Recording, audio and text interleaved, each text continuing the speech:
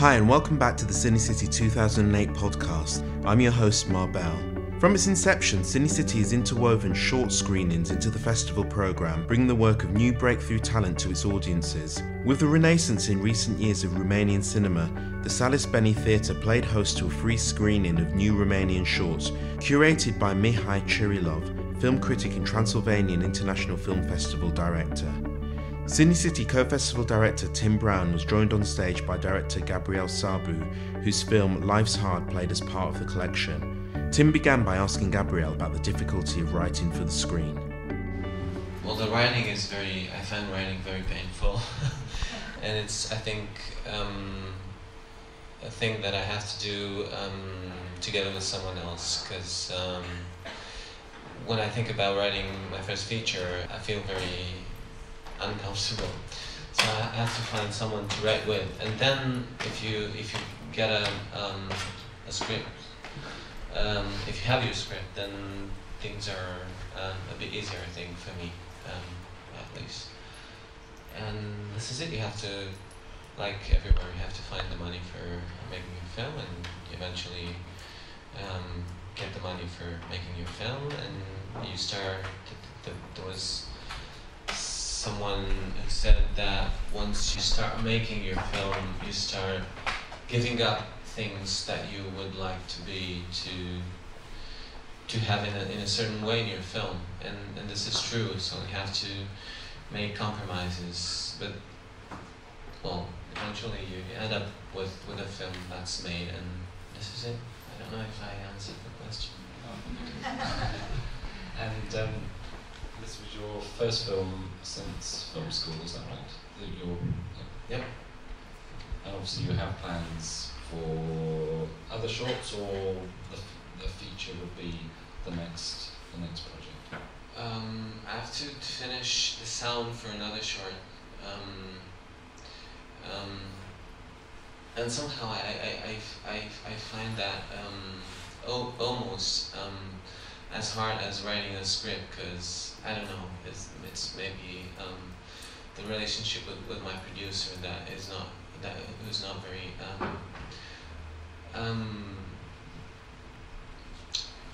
maybe he doesn't actually. My producer, or the person in charge, is a DP, so he's not considering a lot, when you're finishing your film in terms of sound. So it's a battle between us, because I think the sound is very important in a film.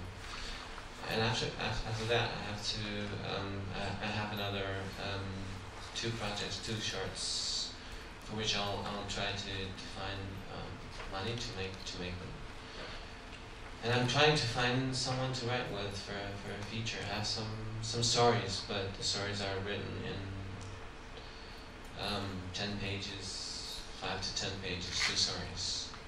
So if there's any writer or someone who would try to write a feature in the audience, please tell me. Or if not, I'll tell you my email address at the end, which is very simple to remember. It's then write me at yahoo.com. So please write me the script and other things. And presumably, there's been such a focus on Romanian cinema in recent years, with 4 months, 3 weeks, Death and Rescue and so on. To what extent would would you describe it as a new wave, or is it something more informal, just as a renaissance or a sort of flowering? Or is that because there's so much international attention on Romanian cinema, is the current big thing for critics and festival directors and so on? I know you asked me that outside, so another question. I don't know if I'm the right person to answer that question. I can only say that I'm very happy to be able to make a film that's not necessarily talking about some some things that are very suitable for filmmaking. There are some Romanian things that make, I don't know, I don't have the explanation, but I think there are certain things about Romania that make storytelling in Romania easier and more successful. And maybe it's maybe that's the new wave that you're talking about. Romania is a country full of contradictions and conflicts, and that's the substance. That's good substance for storytelling. The rest of that, I don't know. I just know that still it's very hard to find a good story, and I'm reminded of that every day because I'm a teaching assistant in the film school in Bucharest, and it's really not easy to find a good story and to make it and to make it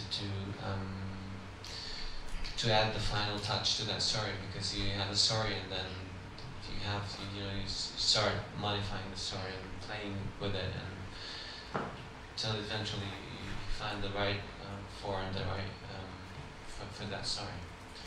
So I don't know. Maybe it's related to that. But I'm very happy that there's this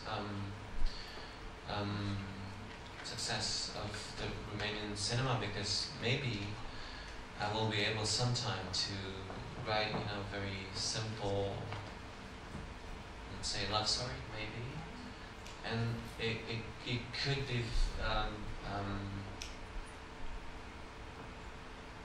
you could actually have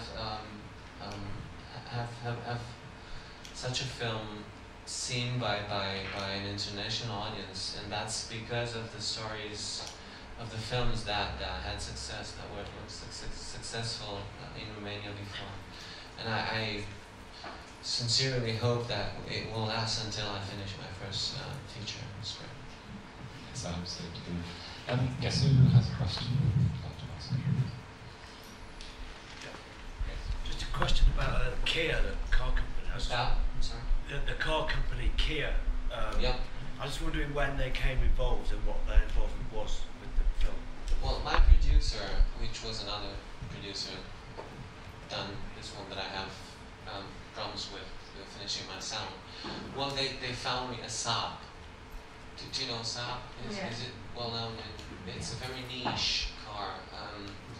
And I said, this kind of character it's not possible for her to have a Saab. So I just called some of my friends, and eventually some of my friends got the idea too, and got the connection. That was good for me to just have a car. The Kia was just, there was no financial aid that I got from Kia, just the car. But even that, that was good. That was perfect. Compared with a Saab.